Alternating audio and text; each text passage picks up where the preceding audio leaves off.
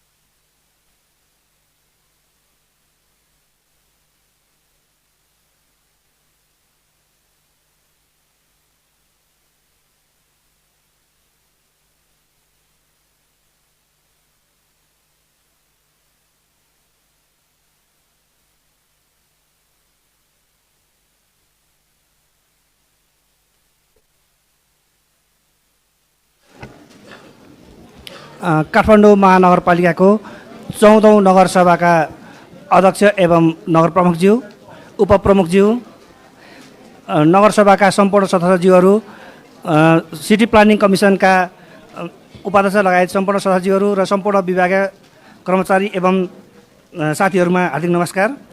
आज हामी काठमाडौँ महानगरपालिकाको 14औं नगरसभाको सञ्चालन गर्न गइरहेका छौँ। आजको कार्यसूचीमा अध्यक्षज्यूको अनुमतिले म आजको कार्यसूची प्रस्तुत गर्न चाहन्छु। आजको कार्यसूचीमा काठमाडौँ महानगरपालिका विनियोजन ऐन 2080, पहिलो संशोधन विधेयक 2080, त्यस्तै गरी काठमाडौँ महानगरपालिकाको चालु आर्थिक वर्ष 2080-81 को कार्यक्रम तथा बजेटमा संशोधन प्रस्ताव प्रस्तुत, त्यस्तै काठमाडौँ महानगरपालिका आर्थिक ऐन 2080, पहिलो संशोधन विधेयक 2080 प्रस्तुत, काठमाडौँ महानगरपालिका सञ्चार तथा सूचना ऐन 2080, पहिलो संशोधन विधेयक 2080 प्रस्तुत र काठमाडौँ महानगरपालिका जनप्रतिनिधिको सुविधा सम्बन्धी ऐन 2079, पहिलो संशोधन विधेयक प्रस्तुत गर्ने कार्यसूची रहेको छ। यो कार्यसूची अनुसार कार्यक्रम सञ्चालन गरिदिनु हुनुको लागि म अध्यक्षज्यूलाई हार्दिक अनुरोध गर्दछु।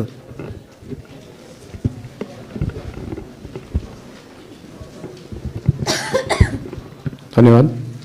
काठमाडौँ महानगरपालिका नगरसभाको 14औं अधिवेशनमा काठमाडौँ महानगरपालिकाका उपप्रमुखज्यू, नगरसभा सदस्यज्यूहरू, कर्मचारी साथीहरू सम्पूर्णलाई स्वागत गर्न चाहन्छु।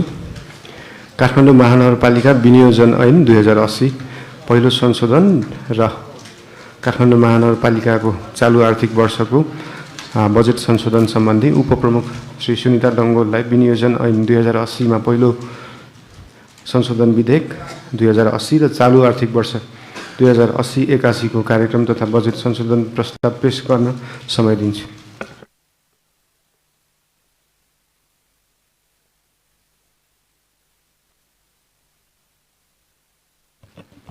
हेलो। बैठकका अध्यक्षता ग्रहण गर्नुहुने काठमाडौँ महानगरपालिकाका प्रमुख श्री बालेन्द्र शाहज्यू, नगरसभाका सदस्यज्यूहरू, बैठकका सचिवज्यू, शहरी योजना आयोगका उपाध्यक्षज्यू, सदस्यज्यूहरू, उपस्थित कर्मचारी तथा पत्रकार मित्रहरू, यस गरिमामय सभामा चालु आर्थिक वर्ष 2080-81 को संशोधित कार्यक्रम बजेट पेश गर्नुअघि म हामीसँग निर्वाचित हुनुभएको, नगरसभाको अघिल्लो अधिवेशनसम्म सक्रिय भूमिका निर्वाह गर्नुभई वडा अध्यक्ष तथा नगरसभाका सदस्य श्री मुकुन्द रिजालप्रति भावपूर्ण श्रद्धाञ्जली अर्पण गर्न चाहन्छु। स्थानीय तह संस्थागत क्षमता स्वमूल्याङ्कन लिजाको प्रारम्भिक नतिजामा काठमाडौँ महानगरपालिकाको उच्च अङ्क प्राप्त गरेको छ। यो सफलता हासिल गर्न योगदान गर्नुहुने सम्पूर्ण जनप्रतिनिधि तथा कर्मचारीहरूलाई यसै गरिमामय सभा मार्फत धन्यवाद दिन चाहन्छु। सभा अध्यक्षज्यू तथा नगरसभाका अध्यक्षज्यूहरू, काठमाडौँ महानगरपालिकाका नगरसभाको 13औं अधिवेशनबाट स्वीकृत चालु आर्थिक वर्ष 2080-81 को वार्षिक कार्यक्रम तथा बजेट कार्यान्वयनको क्रममा रहेको छ। सञ्चित कोषबाट हुने आय तथा व्ययमध्ये कुल विनियोजित रकम रु 24 अर्ब 4 करोड 54 लाख 1 हजारमा चालु आर्थिक वर्षको पुस 26 गतेसम्म 4 अर्ब 27 करोड 41 लाख 50 हजार रुपैयाँ खर्च भएको छ, जुन कुल विनियोजनको 17.78% हुन आउँछ। हालसम्म पूर्वाधार विकासमा 11.64%, आर्थिक विकासमा 13.34%, सामाजिक विकासमा 18.79% खर्च भएको छ। यसैगरी सुशासन तथा अन्तर्सम्बन्धित क्षेत्रतर्फ 10.84% खर्च भएको देखिन्छ। कार्यालय सञ्चालन तथा प्रशासनिक क्षेत्रमा भने 36.47% खर्च भएको देखिन्छ।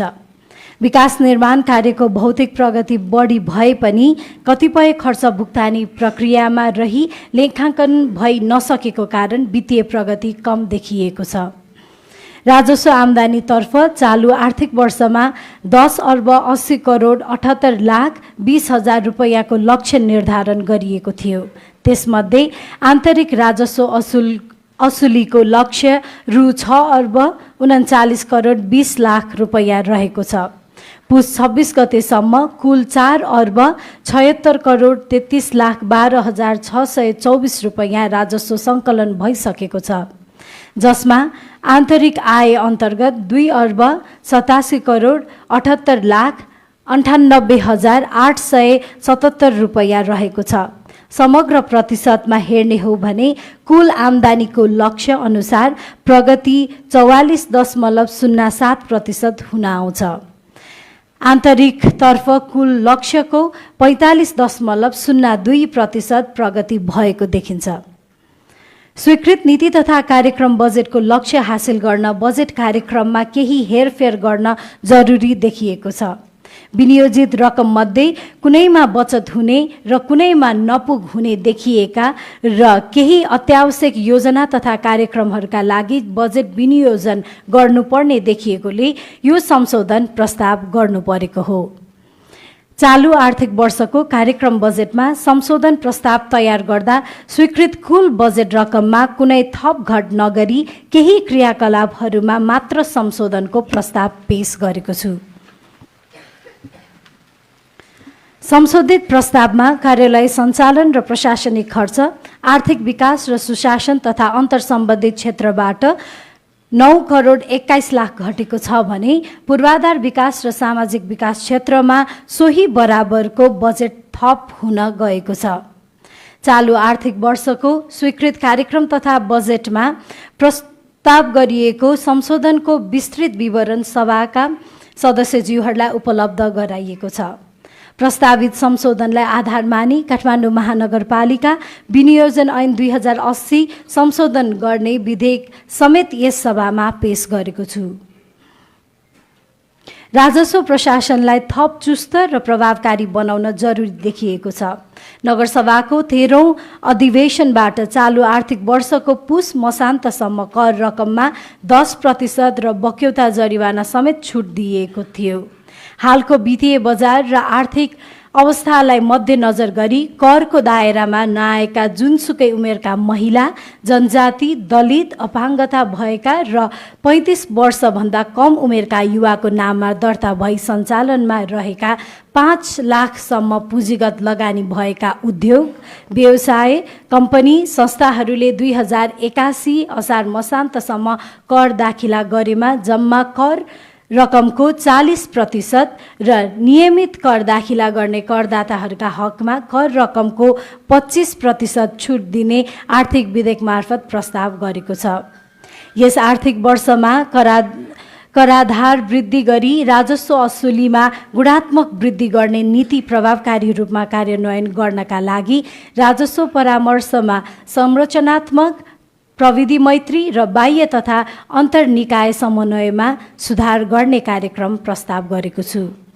यस अन्तर्गत काठमाडौँ महानगरवासीलाई one stop one window service प्रभाव गर्नका लागि सङ्घीय प्रादेशिक तहको कार्यालय, सम्बद्ध प्राधिकरण, संस्थान र कम्पनीहरूसँग सहकारी गरी नीतिगत तथा कार्य सम्पादन व्यवस्था मार्फत राजस्व असुली सहितको समग्र सेवा प्रणालीलाई व्यवस्थित गर्न पहल गर्ने प्रस्ताव गरेको छु। सभा अध्यक्ष र नगरसभाका सदस्यज्यूहरू, अन्त्यमा नगरसभाको 13औं अधिवेशनबाट स्वीकृत भएको काठमाडौँ महानगरपालिकाको चालु आर्थिक वर्ष 2080-81 को कार्यक्रम बजेटमा प्रस्तावित संशोधन सम्बन्धमा नगरसभाको 14औं अधिवेशनबाट बृहत्तर रूपमा छलफल गरी बाँकी कार्य अवधिमा कार्यान्वयन हुने गरी संशोधन प्रस्ताव स्वीकृत हुनेछ र यसले काठमाडौँ महानगरपालिकाको घोषित नीति, कार्यक्रम र बजेटको कार्यान्वयनमा प्रभावकारिता वृद्धि हुने अपेक्षा गरेको छु। धन्यवाद। धन्यवाद। काठमाडौँ महानगरपालिका आर्थिक ऐन सम्बन्धमा राजस्व समितिका संयोजक श्री नवराज पराजुलीलाई काठमाडौँ महानगरपालिका आर्थिक ऐन 2080 मा पहिलो संशोधन विधेयक प्रस्तुत गर्न समय दिन्छु।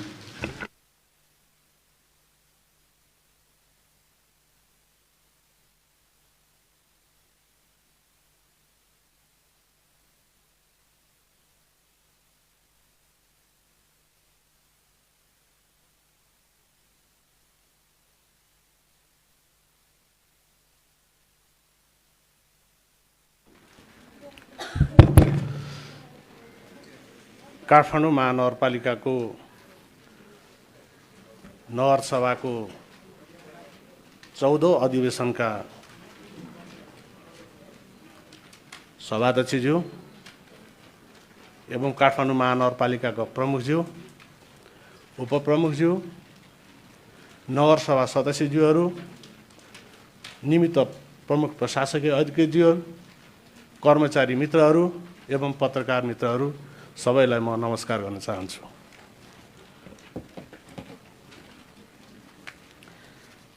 आर्थिक ऐन 2080 लाई संशोधन गर्न बनेको विधेयक 2080 प्रस्तावना। आर्थिक ऐन 2080 लाई संशोधन गर्न वाञ्छनीय भएकोले काठमाडौँ महानगरपालिका नगरसभाले यो ऐन बनाएको छ। 1. संक्षिप्त नाम र प्रारम्भ। यो ऐनको नाम आर्थिक ऐन पहिलो संशोधन ऐन 2080 रहेको छ। यो ऐन तुरुन्त प्रारम्भ हुनेछ। 2. आर्थिक ऐन 2080 को दफा 17 संशोधन। आर्थिक ऐन 2080 यसपछि मूल ऐन भनिएको को दफा 17 उपदफा 3 मा संशोधन।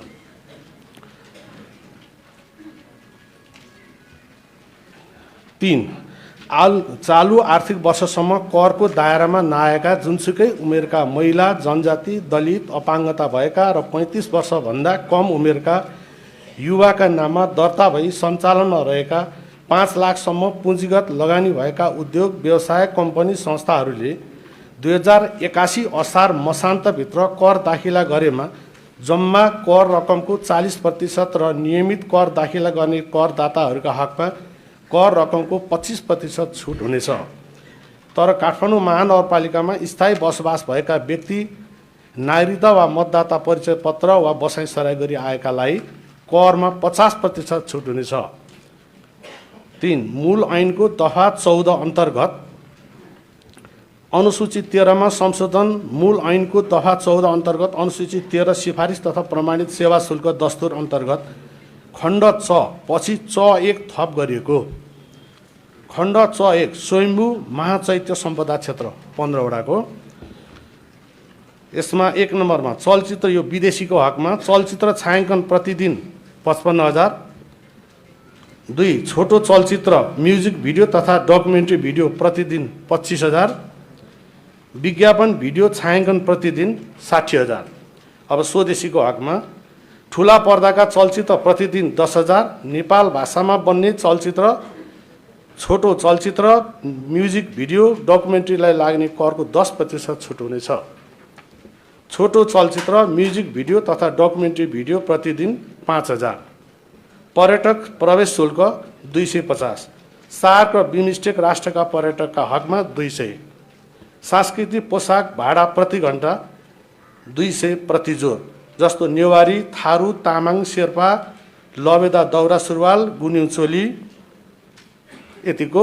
र यसमा चेन्जिङ रुमको व्यवस्था सम्बन्धित कार्यालय आफैले गर्नुपर्नेछ भनेर म प्रस्ताव गर्न चाहन्छु। धन्यवाद, नमस्कार।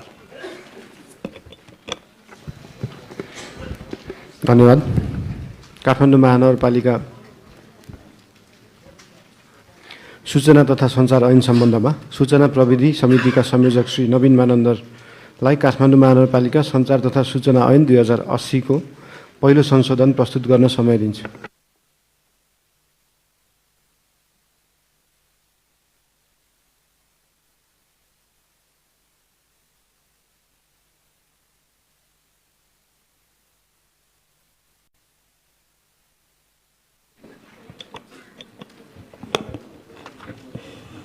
धन्यवाद।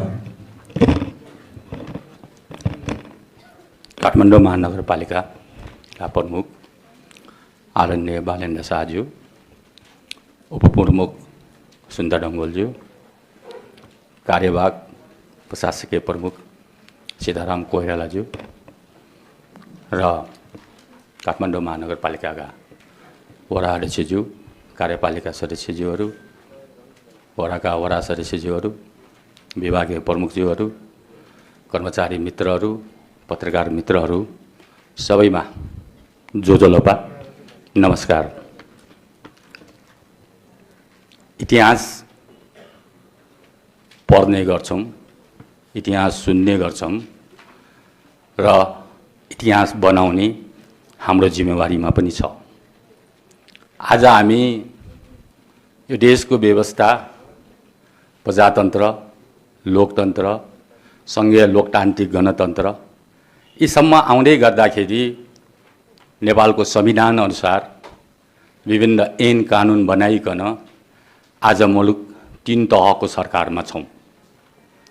स्थानीय सरकारमा हामी आफू जिम्मेवारी सहितको हामीले आफ्नो जिम्मेवारी निर्वाह गरिरहेको अवस्थामा पनि छौँ। आज काठमाडौँ महानगरपालिका मुलुककै प्रथम महानगरपालिका, सबैको ध्यान यतातिर केन्द्रित भइरहेको अवस्थामा आज हामी जिम्मेवारीपूर्वक काठमाडौँ महानगरपालिकालाई अगाडि बढाउनु पनि छ। र आज काठमाडौँ महानगरपालिकाको सञ्चालन गर्नको लागि विभिन्न ऐनहरू बनाइएका छन् र त्यही ऐनमा टेकेर अगाडि हामी बढेका पनि छौँ। त्यति गर्दै गर्दाखेरि पनि हामी ऐन समयअनुसारको, परिस्थिति अनुसारको महानगरपालिका र महानगरपालिकाले दिने सेवालाई मध्यनजर गरिकन हरेक नागरिकले त्यसलाई अनुभूति हुने गरिकन ऐनहरू संशोधन गर्न पनि हामी अगाडि बढेका छौँ। र यो ऐनलाई संशोधन गर्न र यसलाई प्रस्तावको रूपमा हामी केही कुराहरू आज सञ्चार ऐन पनि तपाईहरू सामु हामी पस्किन लागि परेका छौँ। र काठमाडौँ महानगरपालिका सञ्चार तथा सूचना ऐन 2080 लाई संशोधन गर्न बनेको विधेयक 2080 त्यसको प्रस्तावना सञ्चार तथा सूचना ऐन 2080 लाई संशोधन गर्न वाञ्छित भएकोले काठमाडौँ महानगरपालिका नगरसभाले यो ऐन बनाएका छ र संक्षिप्त नाम प्रारम्भ, यो ऐनको नाम सञ्चार तथा सूचना ऐन पहिलो संशोधन 2080 रहेको छ र यो ऐन तुरुन्त प्रारम्भ हुनेछ र सञ्चार तथा सूचना ऐन 2080 को दफा 4 उपदफा 3 संशोधन सञ्चार तथा सूचना ऐन 2080 यसपछि मूल ऐन भनिएको दफा 4 उपदफा 3 पछि एक अनुच्छेद थप गर्नु पर्ने, तर तोकिएको ढाँचामा आफ्नो विवरण पेश गर्नुपर्नेछ र मूल ऐनको दफा 4 मा संशोधन मूल ऐनको दफा 4 उपदफा 3 पश्चात उपदफा 4 थप गर्नुपर्ने। 4 महानगरपालिकाले तोकिएको म्यादभित्र महानगरभित्रका क्षेत्रभित्र ठेगाना भई प्रसारण हुने एफएम रेडियो तथा केबल टेलिभिजन दर्ता हुनुपर्नेछ।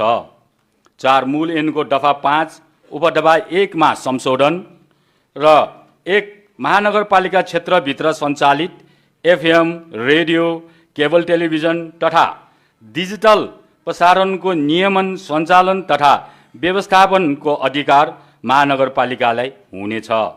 मूल ऐन दफा 21 उपदफा 1 संशोधन 21 महानगर सञ्चार प्रतिष्ठान 1 दफा 20 बमोजिमको महानगर प्रसारण सेवा सञ्चालन र व्यवस्थापनका लागि देहा बमोजिम महानगर सञ्चार प्रतिष्ठान रहनेछ। महानगरपालिकाको प्रवक्ता पदेन अध्यक्ष आम सञ्चारका विषयमा स्नातकोत्तर तह उपाधि प्राप्त गरी प्रसारण तथा पत्र पत्रिका क्षेत्रमा कम्तीमा 10 वर्षको अनुभव भएको 35 वर्ष उमेर पुगेको कुनै राजनीतिक दलमा आबद्ध नभएको प्रमुखबाट मनोनित नेपाली नागरिक 1 जना उपाध्यक्ष। सभाको सदस्यहरूमध्येबाट कार्यपालिकाले तोकेको कम्तीमा 1 महिलासहित 2 जना सदस्य। महानगरपालिकाको सूचना अधिकारी पदेन सदस्य। महानगर क्षेत्रभित्र सञ्चालित पत्रकारिता सम्बन्ध शैक्षिक संस्थाको प्रमुखबाट मनोनित रहेका 2 जना सदस्य र आन्तरिक सञ्चालनमा रहेका पत्रकार कार्यक्रम सञ्चालन मध्ये 1 जना सदस्य। सञ्चार रजिस्ट्रार सदस्य सचिव र मूल ऐनको दफा 21 उपदफा 2 मा संशोधन।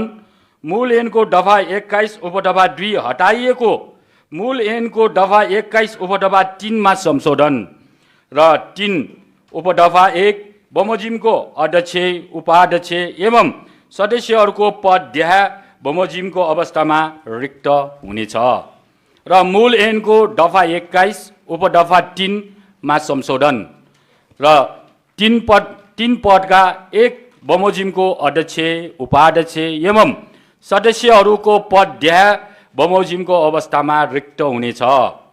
क निजको पदाप्ति समाप्त भएमा। ख निजको नैतिक पतन देखिने फौजदारी कसुरमा अदालतबाट सजाय पाएमा। निजको पदबाट दिएको राजीनामा स्वीकृत भएमा। निजको मृत्यु भएमा। निजको मानसिक अवस्था असन्तुलन भएमा। मुख्य मूल ऐनको दफा 21 उपदफा 5 संशोधन। 5 उपदफा 1 बमोजिम नियुक्त भएका उपाध्यक्ष र उपदफा 1 खण्ड न्य र च बमोजिममा सदस्यहरूको थप 1 कार्यकालको लागि पूर्ण नियुक्ति हुन सक्नेछ। मूल ऐनको दफा 21 मा संशोधन। मूल ऐनको दफा 21 उपदफा 5 पछि देहा बमोजिमको उपदफा 6 थप गर्ने। 6 यस दफा बमोजिम गठन हुने प्रतिष्ठानको उपाध्यक्ष कार्यकारी उपाध्यक्षको रूपमा रही कार्य गर्न सक्नेछ। उपाध्यक्षको काम कर्तव्य र अधिकार तोके बमोजिम हुनेछ। मूल ऐनको दफा 34 उपदफा 5 मा संशोधन। मूल ऐनको दफा 34 उपदफा 5 मा संशोधन। महानगरपालिका सम्बन्ध पदाधिकारीहरूद्वारा उपदफा 1 बमोजिम सञ्चालन तथा प्रयोग भएका आधिकारिक सामाजिक सञ्जाल अकाउन्ट तथा तिनको पासवर्ड कार्यालयबाट माग भएमा 3 दिनभित्र उपलब्ध गराउनु पर्नेछ। साथै आफ्नो प्राप्ति समाप्त भएको मितिले 1 साताभित्र त्यस्तो अकाउन्ट तथा पासवर्ड सञ्चालन रजिस्ट्रारलाई अनिवार्य रूपमा हस्तान्तरण गर्नुपर्नेछ। मूल ऐनको दफा 53 पश्चात देहा बमोजिमको दफा 53 क थप गर्नुपर्ने। 53 क 1 महानगरपालिका अन्तर्गतका कार्यालयहरूका लागि सूचना प्रविधि सम्बन्धी प्रणाली विकास गर्दा यो प्रयोगमा ल्याउनु पूर्व त्यस्तो प्रणालीको उपदेयता प्राविधिक रूपमा पुष्टि हुनु पर्नेछ। 2 उपदफा 1 बमोजिमको प्रणालीको उपादेयता विभाग अन्तर्गतका प्राविधिकहरूबाट परीक्षण गर्नुपर्नेछ। यति कुरा संशोधनको लागि हजुरको सामने राखेका छौँ र यसलाई छलफल गरी र पास गर्नको लागि हार्दिक अनुरोध गर्दछौँ। धन्यवाद। धन्यवाद। काठमाडौँ महानगरपालिका जनप्रतिनिधिको सुविधा सम्बन्धमा सुशासन समितिका संयोजक श्री ख्यामराज तिवारीलाई काठमाडौँ महानगरपालिका जनप्रतिनिधिको सुविधा सम्बन्धी ऐन प्रस्तुत गर्न समय दिन्छु। धन्यवाद मेयर साहब। काठमाडौँ महानगरपालिका 14औं अधिवेशनका अध्यक्षज्यू, उपाध्यक्षज्यू, निमित्त प्रमुख प्रशासकीय अधिकृतज्यू, नगरसभाका सम्पूर्ण सदस्यज्यूहरू, सहरी योजना आयोगका उपाध्यक्ष तथा सदस्यज्यूहरू, विभागीय प्रमुखज्यूहरू, पत्रकार मित्रहरू, सबैमा जुजुलबा नमस्कार भन्न चाहन्छु। जनप्रतिनिधिको सुविधा सम्बन्धी ऐन 2079 लाई संशोधन गर्न बनेको विधेयक 2080 प्रस्तावना जनप्रतिनिधिको सुविधा सम्बन्धी ऐन 2079 लाई संशोधन गर्न वाञ्छनीय भएकोले काठमाडौँ महानगरपालिका नगरसभाले यो ऐन बनाएको छ। 1 संशोधन नाम र प्रारम्भ। 1 यो ऐन को नाम जनप्रतिनिधिको सुविधा सम्बन्धी पहिलो संशोधन ऐन 2080 रहेको छ। 2 यो ऐन तुरुन्त प्रारम्भ हुनेछ। 2 जनप्रतिनिधिको सुविधा सम्बन्धी ऐन 2079 को दफा 11 मा संशोधन, जनप्रतिनिधिको सुविधा सम्बन्धी ऐन 2079 यसपछि मूल ऐन भनिएको को दफा 11 उपदफा 1 मा संशोधन। 1 महानगरपालिकाको कार्य सम्पादन स्तर बढाउन जनताको दैनन्दिनको काम कारबाहीलाई सहजीकरण गर्न महानगरपालिका तथा वडा कार्यालयबाट प्रवाह हुने सेवाहरूलाई सेवाग्राहीको निवास स्थलसम्म पुर्याई जनमैत्री स्थानीय प्रशासनको अनुभूति गराउन, महामारीको समयमा रोकथाम तथा नियन्त्रणका कार्यक्रम प्रभावकारी रूपमा सञ्चालन गर्न र उपचारको उचित प्रबन्ध गर्न, विपद व्यवस्थापन गर्न तथा लक्षित उद्देश्य प्राप्तिका लागि जनप्रतिनिधिले नियमित रूपमा गर्नुपर्ने भनी कानुनमा उल्लेखित भएका काम बाहेक थप काम गर्न अतिरिक्त समय खट्नुपर्ने भएमा, जोखिम सहन गर्नुपर्ने भएमा वा थप कार्य जिम्मेवारी सम्हाल्नुपर्ने भएमा त्यस्तो कामका लागि खट्नुपर्ने थप समय, जोखिम र कामको आधारलाई मूल्याङ्कन गरी अतिरिक्त सुविधा उपलब्ध गराउनु पर्नेछ। 3 मूल ऐन को दफा 11 मा संशोधन। मूल ऐन को दफा 11 को उपदफा 2 पछि दिएका उपदफा 3, 4, 5 र 6 थप गरिएको। 1 दफा 3 उपदफा 1 बमोजिम अतिरिक्त कार्य गर्नु अघि त्यस्तो कार्य विवरण, कार्य गर्नु पर्ने समय, कार्य गर्ने जनप्रतिनिधि र त्यस्तो कार्यबाट हासिल हुने उपलब्धि समेत खुलाउनु पर्नेछ। 2 उपदफा 4 दफा 4 महानगरपालिकाको वडा कार्यालयबाट प्रवाह हुने सेवा सुविधा सेवाग्राहीको निवास स्थलसम्म गई तथ्याङ्क सङ्कलन गर्ने, प्रमाणपत्र वा रसिद वा भरपाई उपलब्ध गराउने, सार्वजनिक विकास निर्माणको अनुगमन तथा नियमन गर्ने, स्थगत रूपमै स्थानीय विवादको समाधान गर्ने, सामाजिक अभिमुखीकरण तथा सचेतनामूलक कार्यक्रम सञ्चालन गर्ने जस्ता कार्य सम्पादन गर्दा त्यस्ता कार्यमा संलग्न हुने जनप्रतिनिधिलाई प्रतिदिन रु 500 अतिरिक्त सुविधा उपलब्ध हुनेछ। 3 दफा 5 उपदफा 4 बमोजिम भएको कार्य सम्पादनको दैनिक विवरण सम्बन्धित वडा कार्यालयमा पेश गरी अभिलेखन गर्नुपर्नेछ। 4 उपदफा दफा 6 यस दफामा बमोजिमको कार्य सम्पादन गर्न वडा तहमा जनप्रतिनिधिहरूको कार्य विभाजन गर्दा स्थानीय सरकार सञ्चालन 2074 को दफा 12 मा उल्लेखित काम कर्तव्य र अधिकार समेतलाई आधार मान्नुपर्नेछ। 4 मूल ऐन दफा 12 मा संशोधन। मूल ऐनका दफा 12 को सट्टा बमोजिमका उपदफाहरू 1, 2 र 3 राखिएको छ।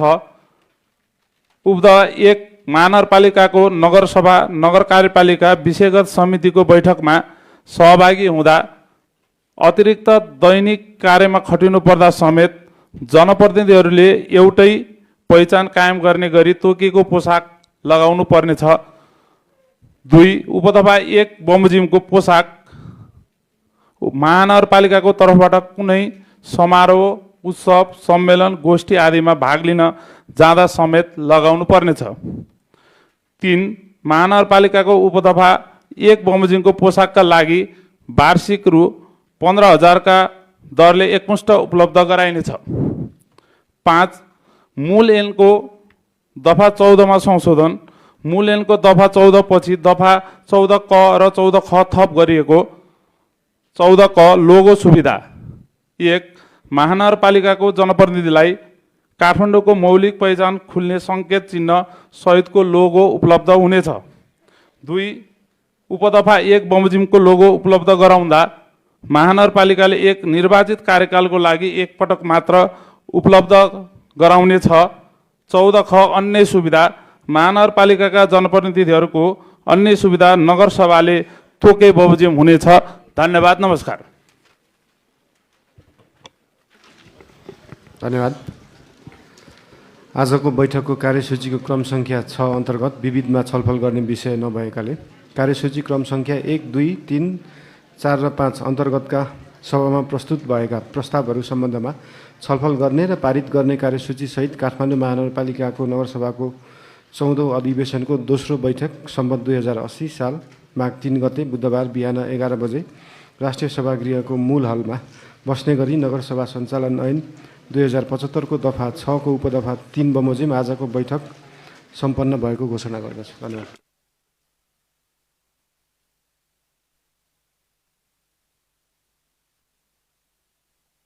सदस्यहरू, अब शून्य समयको कार्यक्रम प्रारम्भ हुन्छ। शून्य समयमा बोल्न चाहनुहुने मान्य सदस्यहरूको लागि 1 मिनेटको समय निर्धारण गरिएको छ। सर्वप्रथम मान्य सदस्य श्री ठाकुर प्रसाद गैरे।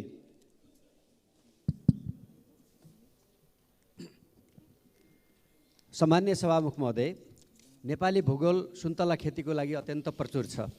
सुन्तला स्वास्थ्यका लागि लाभदायक पनि छ र अत्यन्त मिठो फल पनि छ। भारतले आँपलाई, जापानले हलुवा बेदलाई राष्ट्रिय फल बनाएको छ। त्यसै गरी नेपालले सुन्तलालाई राष्ट्रिय फल घोषणा किन नगर्ने? म सरकारको ध्यानाकर्षण गर्न चाहन्छु। सुन्तलालाई नेपालको राष्ट्रिय फल घोषणा गरी त्यसअनुसारको विकासको निम्ति बजेट सहितको प्रबन्ध गरियोस्। नेपालमा वर्षेनी करिब 30 अर्ब 61 करोडको सुन्तलाको कारोबार हुने गरेको छ।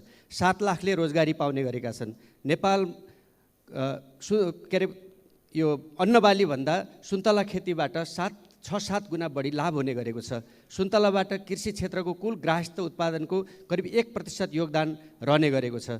नेपालको 0.24 देखि 1.22 मेट्रिक टन का हिसाबले नेपालमा 34,150 मेट्रिक टन कार्बन स्थिरीकरणमा सुन्तलाले योगदान पुर्याउने गरेको छ। स्वास्थ्यका लागि र सँगसँगै सिधै खाने लगायत यसका अनेकन। मान्य सदस्य श्री डोल प्रसाद अर्याल। सम्माननीय सभामुख महोदय, म आज शुक्ला फाटाका आरक्ष पीडित र नागढुङ्गामा भइरहेको अवरोधको विषयमा यस सदनको ध्यानाकर्षण गराउन गइरहेको छु। तत्कालीन शाही शुक्ला फाटा वन्यजन्तु आरक्ष विस्तार गरेपछि कञ्चनपुरका हजारौँ स्थानीयवासीहरू विस्थापित हुनु पर्यो। सरकारले ती परिवारलाई अन्यत्र स्थानान्तरण गरेर सट्टा भर्ना गर्ने भनिए पनि आधाभन्दा बढी परिवारले 25 वर्ष बितिसक्दा समेत जग्गा पाउन सकेका छैनन्। पीडितका लागि छुट्याइएको जग्गा हाल भूमि आयोगले अन्य व्यक्तिलाई वितरण गर्न लागेको भनेर अख्तियार दुरुपयोग अनुसन्धान आयोगमा उजुरी परेको अवस्था छ। भूमि आयोगको अनियमितता र अनधिकृत वितरण रोक्न साथै अनियमिततामा संलग्नतालाई यथाशीघ्र कारबाहीको दायरामा ल्याउँदै पीडितलाई तत्काल जग्गा उपलब्ध गराउन म यस सदन मार्फत सरकारको ध्यानाकर्षण गराउन चाहन्छु। यसै सभामुख महोदय, ब्रेक थ्रु गर्ने तयारी गरिएको नागढुङ्गा सुरुङ मार्गको काम अहिले सरकारकै कारण ठप्प छ। स्थानीयवासीसँग गरेको प्रतिबद्धताहरू कार्यान्वयन नगरेकै कारण सरकारले अहिले दैनिक झन्डै 1.5 करोड रुपियाँ जरिवाना तिर्नुपर्ने अवस्था आइलागेको छ।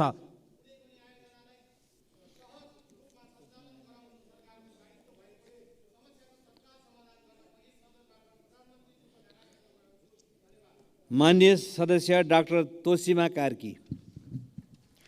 सम्माननीय सभामुख महोदय, खगेन्द्र नवजीवन केन्द्रसँग सरकारी बजेट छ, दर्जनौँ रोपनी जग्गा छ, व्यापारिक भवन र सटरहरू पनि रहेछ, दाताबाट लाखौँ रकम उठ्ने तर पारदर्शिता छैन।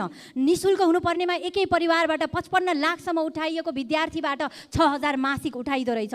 गोकर्णेश्वरमा एकै कोठामा 7-8 जना कोचेर राखिने रहेछ, दिशा पिसाब गनाएको अवस्था छ, धेरै दिनसम्म बाँधेर राखिएको छ, नियमित उपचार छैन, पिसाब थैली पनि समयमा फेरिँदैन रहेछ। केन्द्रले ती अपाङ्गता भएका नागरिकहरूलाई नवजीवन होइन नर्क जीवन दिएको रहेछ। बैंकमा समस्या आएर पैसा जोखिममा पर्दा राष्ट्र बैंकले व्यवस्थापनको जिम्मा लिन्छ भने संस्थामा समस्या आएर मानवीय क्षति हुन सक्नेमा राज्यले व्यवस्थापनको जिम्मा लिनुपर्ने होइन र सभामुख महोदय, म यहाँ अनुरोध गर्दछु सरकारसँग तत्कालै कुनै रेस्क्यु कार्यदल बनाएर केन्द्रको व्यवस्थापन जिम्मामा लियोस्। साँच्चै नै हामीले पाठ्यक्रममा समेत पढाउने गरेको यो केन्द्र साँच्चैको नवजीवन केन्द्र बनोस्। धन्यवाद। माननीय सदस्य श्री दीपक खड्का। सभामुख महोदय, म सरकारको जवाफ चाहन्छु सभामुख मार्फत। असार 2 गते गएको बाढीले पुर्याएको 3टा जिल्लाको क्षतिका विषयमा सबै सम्मानित सदन जानकार छ, प्रधानमन्त्रीज्यू जानकार हुनुहुन्छ। मान्छे हराएका छन्, मान्छेको मृत्यु भएको छ, व्यवसायहरू मारमा परेका छन्, किसानहरूको खेती बाली सबै उडेका छ। यस विषयमा सरकार किन निर्णय गर्दैन, यसको स्पष्ट जवाब चाहन्छु सभामुख मार्फत। सम्माननीय सभामुख महोदय, सङ्खुवा सभाको किमाथाङका नाकामा कोभिड अगाडि सुत्केरी भएर आएको महिला नाका बन्दका कारण बच्चा ठुलो भइसक्यो, घर जान पाएन, अहिलेसम्म नाका खुल्दैन, के कारण हो? म सरकारको जवाफ चाहन्छु सम्माननीय सभामुख महोदय। अहिले लघुवित्त सहकारी दुग्ध किसानको समस्याहरू जल्दोबल्दो रूपमा सडकमा आइसक्यो, सरकार किन भन्छ यसको पनि म जवाफ चाहन्छु। यिनै कुराहरूको म निवेदन गर्दछु। धन्यवाद। माननीय सदस्य श्री दीपा शर्मा। सम्माननीय सभामुख महोदय, जति कुरा गरे पनि सरकारले नसुन्ने कुराको आज पनि यो सदनमा पुष्टि भएको छ। म नसुने पनि सुनाउन, जबरजस्त सुनाउन चाहन्छु। राष्ट्रिय गौरवका आयोजनाहरूमध्ये बाँकेमा रहेको सिक्टा सिँचाइ आयोजना अहिले पनि अलपत्र छ। 2063 सालदेखि सुरु भएको त्यो आयोजना बजेट अभावका कारणले अलपत्र परेको कुरा म यो सदन मार्फत सरकारलाई सुनाउन चाहन्छु। बजेटको अभाव हुन नदिन अब आउने बजेटमा पर्याप्त बजेटको व्यवस्था गरी त्यो क्षेत्रका बाँके जिल्लामा रहेका र त्यो क्षेत्रमा रहेका सम्पूर्णलाई अन्न बाली उत्पादन गरेर हामीले अन्नलाई आयात गर्ने होइन निर्यात गर्ने अवस्थामा पुर्याउनका लागि सरकारले ध्यान राखोस्। अहिले हामीले जे खालको राष्ट्रिय गौरवका आयोजनाहरूलाई बजेट घटाउने, वास्ता नगर्ने, अलपत्र पार्ने खालका काम रहेका छन्। यसलाई अविलम्ब बजेटको व्यवस्था मार्फत राष्ट्रिय गौरवका आयोजनाहरूलाई कामको तीव्रता दिनका लागि बजेटको माननीय सदस्य श्री दिलेन्द्र प्रसाद बडु।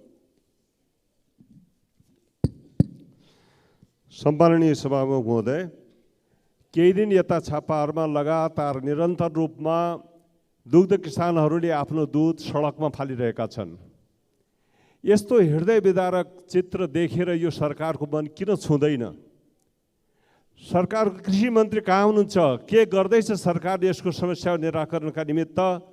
जान्नुपर्ने आवश्यकता छ, सदनलाई जानकारी हुनु पर्यो।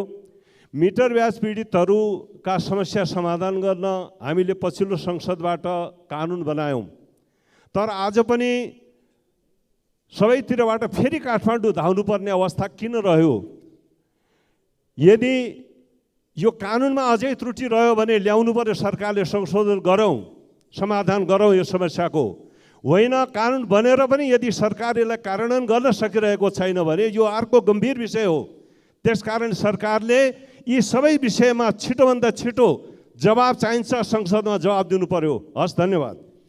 माननीय सदस्य श्री दुर्गा राई।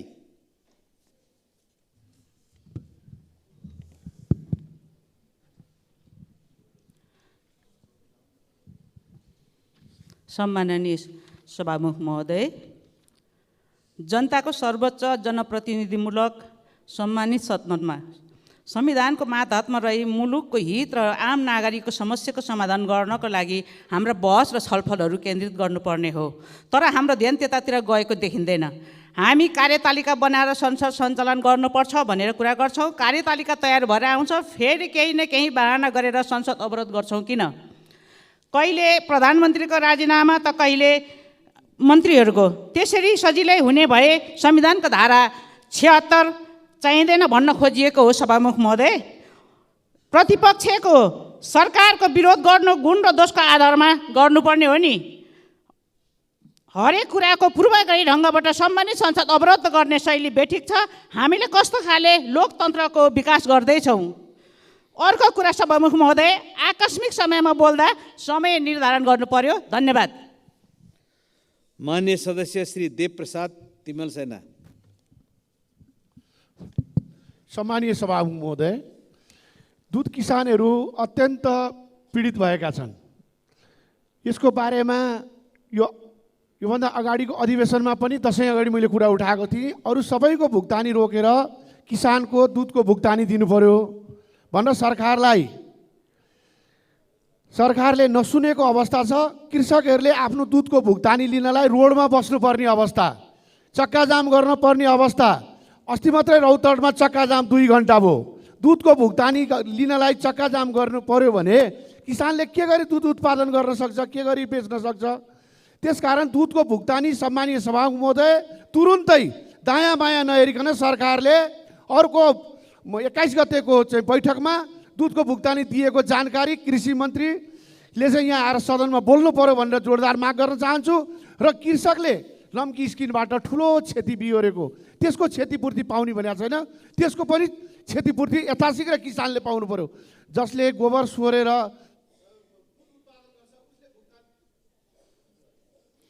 मान्य सदस्य श्री देवेन्द्र पौडेल। सम्माननीय सभामुख महोदय, यो सङ्घीय लोकतान्त्रिक गणतन्त्र, धर्मनिरपेक्षता, समावेशी समानुपातिकता जस्ता प्रणाली ल्याउनको निम्ति हजारौँको बलिदान, रगत, आँसु, पसिना बगेर यो व्यवस्था आएको हो। यो व्यवस्थालाई मान्छु भनेर, यो व्यवस्थालाई ग्रहण गर्छु भनेर हामीले संसदमा शपथ खाएका हुन्छौँ र शपथ खाएर मात्रै हामी सदनमा प्रवेश गरेका हुन्छौँ। सम्माननीय सभामुख महोदय, कहिलेकाहीँ मात्रै होइन, दिनदिनै जस्तो यो व्यवस्थाको विरोध गरेको हामी यहाँ सुन्छौँ। सम्माननीय सभामुख महोदय मार्फत म भन्न चाहन्छु, शपथ खाएर आइसकेपछि, यो संविधान मान्छु भनिसकेपछि यो प्रणाली र व्यवस्थाको विरोध गर्न पाइन्छ र सम्माननीय सभामुख महोदय, र यो कुराको गम्भीर ध्यानाकर्षण गराउनको निम्ति सम्माननीय सभामुख महोदय मार्फत म विशेष अनुरोध गर्न चाहन्छु। धन्यवाद। मान्य सदस्य श्री धनबहादुर बुढा।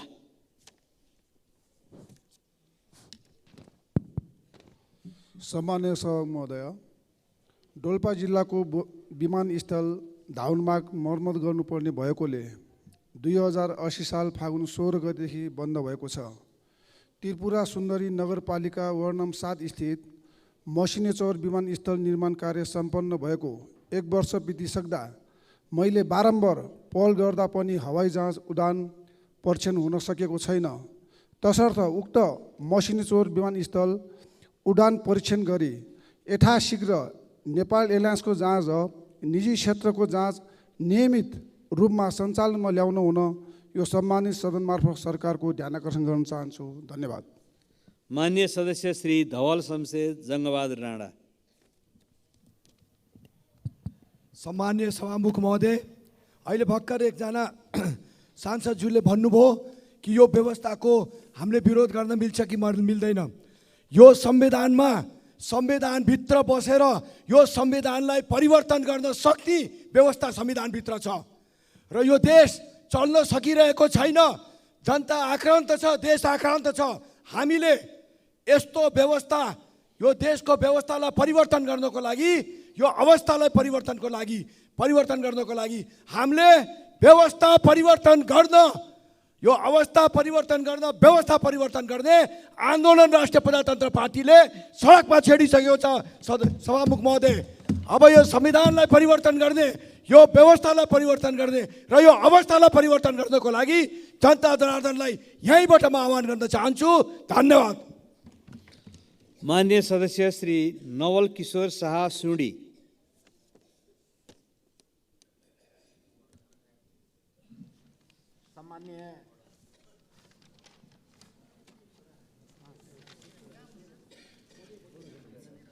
सम्माननीय सभामुख महोदय, आज यो समस्या त हाम्रा सम्पूर्ण साथीहरू उठाइराख्नु भएको छ। दुधको सम्बन्धमा दुध विकासले डिडिसीले अब हाम्रो क्षेत्र सप्तरी 1 नम्बर क्षेत्रको अग्निसार कृष्ण सबरन गाउँपालिका वार्ड नम्बर 6 स्थित महुलीमा अवस्थित यस आदर्श बहुमुखी दुग्ध उत्पादक सहकारी संस्थाको पशुपालन तथा दुग्ध उत्पादन व्यवसाय मार्फत 95% जनता यहाँ जो छ पहाडबाट ओर्लेर मौली नदी किनारमा बसेको उहाँहरूको सम्पूर्णको आय स्रोत मात्र पशुपालन भएको हुनाले 8 महिनादेखि डिडिसीले विराटनगर स्थित दुध वितरण प्रणाली अन्तर्गत 5 करोड रुपियाँको भुक्तान दिएको छैन। एउटा गाउँ स्तरको सहकारी कसरी यो अवस्थामा चल्न सक्छ र हिजोदेखि त्यहाँ राजमार्ग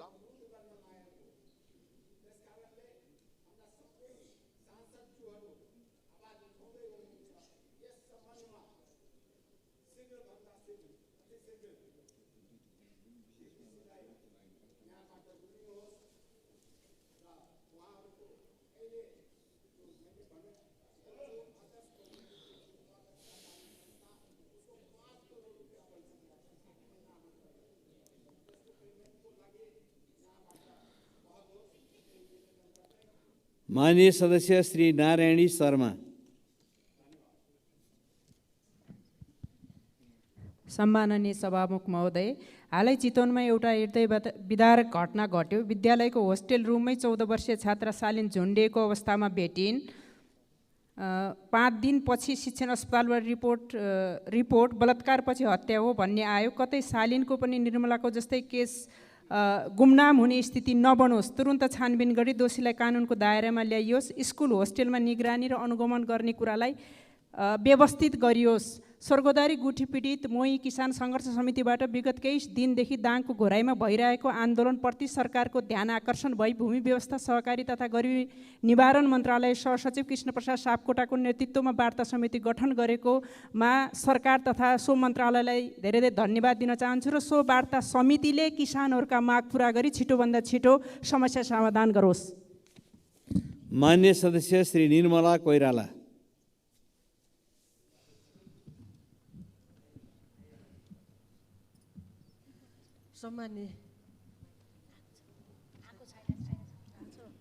सम्माननीय सभामुख महोदय, हामीले पटक पटक सम्मानित सदनमा मिटर ब्याजी र लघुविद्युत पीडितले भोग्नु परेका समस्याहरू उठान गरिरहेका छौँ। पीडितहरू न्याय खोज्दै 23 दिनको पैदल यात्रा पश्चात अहिलेसम्म 5 पटक काठमाडौँ आइसकेका छन्।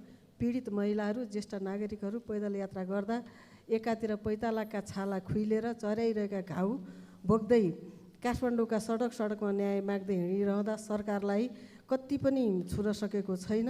उल्टै पीडितहरूलाई धरपकड गर्ने काम भएको छ। सभामुख मार्फत अब कति पनि विलम्ब नगरिकन मिटर ब्याजी पीडितहरूका काम माग पुरा गर्न पीडितहरूलाई घर फर्कने वातावरण सिर्जना गर्न म सभामुख मार्फत सरकारको ध्यान आकर्षण गराउन चाहन्छु। धन्यवाद। मान्य सदस्य श्री निशा डाङ्गी।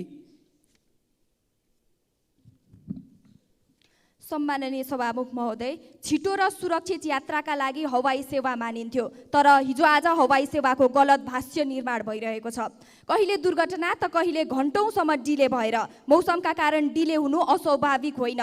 तर सभामुख महोदय, अति आवश्यक उपकरण सहितको मौसम पूर्वानुमान महाशाखा छ, तर एक अर्कासँग राम्रोसँग समन्वय नहुँदा डिले हुने पूर्व सूचना यात्रुलाई दिन सकिरहेको छैन। यात्रुले 1 मिनेट ढिला गरेमा जहाज नली उड्छ, तर यात्रु घण्टौँसम्म कुर्नुपर्ने विडम्बना यो कस्तो हो सभामुख महोदय? अन्य देशमा डिले हुने पूर्व सूचनाको जानकारी मोबाइलमा आउँछ, तर हाम्रो देशमा एयरपोर्टमा गएपछि मात्रै थाहा हुन्छ। सभामुख महोदय, विशेष गरी यस समस्याले बिरामी र ज्येष्ठ नागरिकहरू थप पीडामा परेका छन्। समयको बचत र अति आवश्यक कामको लागि यात्रुले महँगो हवाई भाडा तिरेर यात्रा गरेका हुन्छन्। त्यसैले डिले हुने पूर्व सूचनाको प्रभावकारी बनाउन सभामुख मार्फत सम्बन्धित निकायको ध्यानाकर्षण गराउन चाहन्छु। धन्यवाद। मान्य सदस्य श्री प्रतिमा गौतम।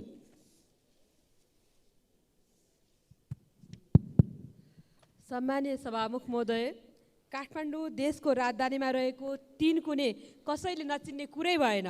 एउटा सुन्दर स्थान बेला बखत विभिन्न राष्ट्रका विशिष्ट पाहुना आउँदा करोड लगाएर दुलै झैँ सिँगारिएको देख्ने गरेका छौँ। तर ती 3 कुने भित्रका कति मनहरू रोइरहेका छन्, कति भाँचिएका छन्। त्यहाँका कथा व्यथा कारुणिक छन्। आफ्ना बाउ बाजे पुर्खाले आर्जेको जमिन सरकारले विकासको आवश्यकता महसुस गरी आफ्नो पोल्टामा लिएको दशकौँ भयो, तर त्यहाँका बासिन्दाहरूलाई सम्बोधन गर्ने विषयमा सरकारले चासो देखाएको छैन। उक्त जग्गा धनीहरूलाई दिनुपर्ने उचित मुआब्जा क्षतिपूर्तिको विषयमा सरकार कहिले गम्भीर भएन। यो विषय आउँदा सरकार सधैँ चिर निन्द्रामा रह्यो। सभामुख महोदय, व्यक्तिको सम्पत्ति सरकारले लिँदा के तिनीहरूलाई उचित क्षतिपूर्ति मुआब्जा दिनु पर्दैन? कति वर्षसम्म कुर्नु पर्ने हो या दिँदै नदिने हो? सरकारले अब स्पष्ट जवाफ दिनु पर्यो। यसरी जनतालाई अन्योलताको भुग्रोमा पिल्स्याउने काम बन्द गरी यथाशीघ्र उचित मुआब्जा दिने कार्य गरियोस् भन्दै सभामुखज्यू मार्फत सरकारको गम्भीर। मान्य सदस्य श्री प्रतीक्षा तिवारी। सम्माननीय सभामुख महोदय, 1 मिनटको शून्य समयमा मान्यज्यूहरूले उठाउनु भएको विषय यो सरकारले सुन्न सकेन, बुझ्न सकेन, सम्बोधन गर्न सकेन। तसर्थ सम्मान्य सभामुख महोदय, यो शून्य समय 1 मिनटबाट बढाएर 3 मिनट गर्न सभामुखज्यूको ध्यानाकर्षण गराउन चाहन्छु। सभामुख महोदय, यो सरकार साँच्चीकै जनतालाई नटेरेको हो कि प्रतिपक्षलाई सदनलाई नटेरेको हो कि भन्ने आवाज चाहिँ जनतालाई भइसकेको छ। मिटरबाजीका पीडितका समस्या, लघुवित्त सहकारीका समस्या र दुग्ध उत्पादन गर्ने जुन दुग्ध किसानहरूका चाहिँ समस्या छन् त्यो सरकारले सुन्नु पर्दैन, सम्बोधन गर्नु पर्दैन। सभामुख महोदय, तसर्थ यो सरकारलाई गम्भीर ध्यानाकर्षण गराउन चाहन्छु कि यी जनताका समस्या सरकारले आँखा खोलेर कान सुनेर जनताका प्रत्यक्ष समस्या, यी नेपाली नागरिकका समस्या हुन् भन्ने ढङ्गले समाधान गरोस्। मान्य सदस्य श्री प्रदीप यादव। सम्मानीय सभामुख महोदय, नेपाल सरकारले केही दिन अगाडि टिकटकमा प्रतिबन्ध लगायो, जुन स्वागत योग्य निर्णय थियो। किनभने सामाजिक सञ्जाललाई टिकटकले दुरुपयोग गरेर विभिन्न समुदाय, धार्मिक, सांस्कृतिक र वेशभूषाका व्यक्तिहरू बीचको सामाजिक सद्भाव र पारिवारिक एकतामाथि खलल पुर्याउने काम गरिरहेको थियो। त्यसको लागि टिकटक नै सबैभन्दा बढी माध्यम बनाइएको थियो र अहिले पनि बनाइएको छ। किनभने टिकटकमा नेपाल सरकारले प्रतिबन्ध लगायो, तर कागजमा नै सीमित भयो। नेपाल सरकारको निर्णय केही इन्टरनेट सेवा प्राध्यापक कम्पनीले टेरेको छैन, टिकटक चलाइ नै राखेको छ। नेपाल सरकारको निर्णय केही इन्टरनेट सेवा प्रदायकले मानेको छैन भने सरकारले सक्दो कारवाही गर्नु पर्यो र सरकारसित हिम्मत छैन भने पूर्ण रूपले टिकटक चाहिँ खुला गरिदिनु पर्यो। किनकि नेपाल सरकारको टेक्नोलोजी नै कमजोर छ। यही भारतमा टिकटक प्रतिबन्ध छ, तर कुनै पनि माध्यम। मान्य सदस्य श्री बद्री प्रसाद पाण्डे। मनसुन सुरु हुन करिब 3 महिना मात्र बाँकी छ। वैशाख जेठपछि गरिने विकास बजेटको चरम दुरुपयोग र आयोजनाहरूको गुणस्तरताहीनताले अभिशप्त असारे विकासका नाममा लाञ्छित छ। चालु आर्थिक वर्षको 8 महिना बितिसक्दा 20% हाराहारी मात्र पुँजीगत खर्च हुनुले यसपटक पनि यो नियति दोहोरिने हो कि भन्ने चिन्ता बढाएको छ। यस वास्तविकतालाई गम्भीरतापूर्वक लिँदै निर्माण कार्यमा द्रुत प्रणाली अपनाउन साथै पिछडिएको क्षेत्रको इपिसेन्टरकै रूपमा रहेका जिल्लाहरू बाजुरा, हुम्ला, मुगु, कालीकोट, अछाम र बझाङको जीवनस्तरमा प्रत्यक्ष प्रभाव पार्न सक्ने सेती लोकमार्ग, कर्णाली करिडोर, साँफे बगर, मार्तडी कोल्टी लगायतका सडकहरूको निर्माण, गुणस्तर सुधार र सडक खण्डका पुलहरूको निर्माणमा उच्च प्राथमिकताका साथ कार्यान्वयनमा तीव्रता दिन सम्माननीय सभामुखज्यू मार्फत नेपाल सरकारको गम्भीर ध्यानाकर्षण गर्न चाहन्छु। धन्यवाद। जय नेपाल। माननीय सदस्य श्री बलराम अधिकारी।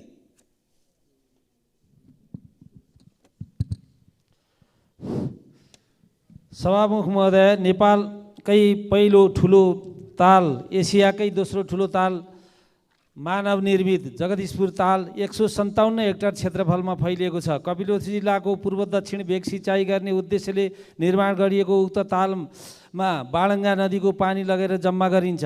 हाल उक्त नहरले 6300 हेक्टर जमिन सिँचाइ गर्दै आएको छ भने हजारौँ चराचुरुङ्गीहरू रमाउने गर्दछन्। 35 सालदेखि सञ्चालन भएको नहरबाट पूर्वी शाखा निकालेर ताललाई मर्मत सम्मार व्यवस्थापन गर्ने हो भने थप 7000 हेक्टर जमिन सिँचाइ हुन सक्छ भनेर बाणङ्गा सिँचाइका योजना प्रमुख बताउनुहुन्छ। विगतमा उक्त नहर पश्चिमाञ्चल डिभिजन कार्यालय तौलिया अन्तर्गत पर्दथ्यो। मुलुक सङ्घीयतामा गएपछि उक्त कार्यालय प्रदेश अन्तर्गत कायम गरियो, जसका कारण हाल प्रदेशले हेर्ने गर्दछ। जबकि 5000 हेक्टर भन्दा कम क्षेत्रफल सिँचाइ हुने योजनाहरू मात्रै प्रदेशले हेर्ने नीति बनाइएको छ। तसर्थ बाणङ्गा सिँचाइ योजनालाई सङ्घ अन्तर्गत कायम गरी खेर गइरहेको बाणङ्गा नदीको पानी सदुपयोग गरेर थप। माननीय सदस्य श्री वासुदेव घिमिरे। सम्माननीय सभामुख महोदय, स्वास्थ्य बिमा कार्यक्रम स्वास्थ्य सेवामा सर्वसाधारणको सहज पहुँच पुर्याउने सामाजिक सुरक्षाको एक महत्त्वपूर्ण कार्यक्रम हो। 2072 सालबाट सुरु भएको यो कार्यक्रममा हाल झन्डै 22,16,000 परिवारका 71,81,000 नागरिक आबद्ध छन् भने बिमाको सुविधा 440 स्वास्थ्य संस्थामा उपलब्ध छ। स्वास्थ्य बिमा आफैमा लोक कल्याणकारी कार्यक्रम भए पनि यसको प्रभावकारितामा गम्भीर समस्याहरू देखेका छन्। सीमित अस्पतालमा मात्र बिमा सुविधा पाइने भएकोले ती अस्पतालहरूमा बिरामीको अधिक चाप हुँदा बिमितलाई सहज रूपमा सेवाभन्दा शास्ति बढी भएको छ। प्रक्रियागत झन्झट, समयमा उपचार नहुने र धेरैजसो औषधि नपाइने समस्यालाई हटाउन म सरकारको ध्यान आकर्षण गराउन चाहन्छु। यस्तै सेवा प्रदायक अस्पतालको सेवालाई गुणस्तरीय बनाउँदै थप सरकारी, सामुदायिक तथा निजी स्वास्थ्य संस्थामा समेत स्वास्थ्य बिमा सेवा विस्तार गर्न सरकारसँग जोरदार माग गर्दछु। धन्यवाद। माननीय सदस्य श्री बिन्दवासिनी कंसकार। सम्माननीय सभामुख महोदय, इलाम क्षेत्र नम्बर 1 हुँदै क्षेत्र नम्बर 2 जोडिने खुदनाबारी सडक लामो समयदेखि अल्पत्र अवस्थामा छ। जम्मा लम्बाइ 25 किलोमिटर मात्र रहेको यो सडक झापाबाट इलाम बजार पुग्ने सबैभन्दा छोटो सडक हो। इलाम सडक डिभिजन कार्यालयका अनुसार आर्थिक वर्ष 79-80 मा 23 करोडको बजेट विनियोजन भई निर्माण सुरु हुने निर्णय भएको छ। तर 1 करोड मात्रै बजेट आएको हुँदा 1 करोडले सडक सरसफाइ गर्ने समेत नपुग्ने जानकारी प्राप्त भयो। 80-81 को बजेटमा यो सडकको लागि कुनै रकम नै नछुट्याएको कुरा बाहिर आइरहेको छ। यस सडकलाई हरेक पटक राजनीति गर्ने हिसाबले हेरिएको छ। हरेक उम्मेदवारले आफ्नो घोषणा पत्रमा राख्ने गर्छन्, तर चुनावपछि सबैले बिर्सिन्छन्। सभामुखज्यू, यसरी इलामका जनताको स्वास्थ्य व्यवसाय र किनमेलदेखि हरेक दिनाचार्य प्रत्यक्ष जोडिने यो बाटो अविलम्ब प्राप्त बजेट विनियोजन गरी दुवैतर्फबाट सडक निर्माण सुरु गर्न सम्बन्धित निकायको ध्यानाकर्षण गर्दछु। धन्यवाद। माननीय सदस्य श्री विनिता कठायत।